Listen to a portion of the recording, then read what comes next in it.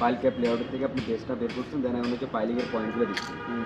এখন আমাদের হচ্ছে যদি ডায়াগোনাল মানে আমাদের যে কোনাকুনি যে ডায়াগোনাল, এটা আসলে চেক করার জন্য আমাদের একটা সূত্র আছে, এটা হচ্ছে 3 4 5। আমরা একটু চেক করবো এটা এখন। একটু এখানে একটু সামনে আসেন আপনি। যদি আমি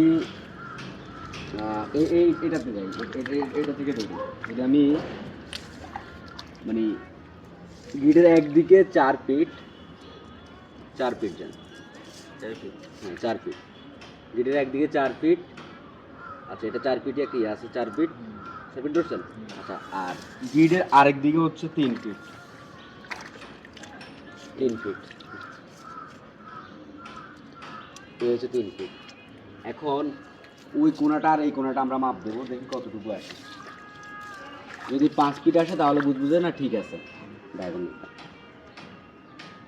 ঠিক আছে, 5 ফিট হয়েছে, এখানে আসলে সুন্দর হয়েছে কাজটা। হ্যাঁ, তো ডায়াগোনালটা এই যে 5 ফিট বা একটু একটু এখানে 5 ফিট, হ্যাঁ এই যে 5 ফিট।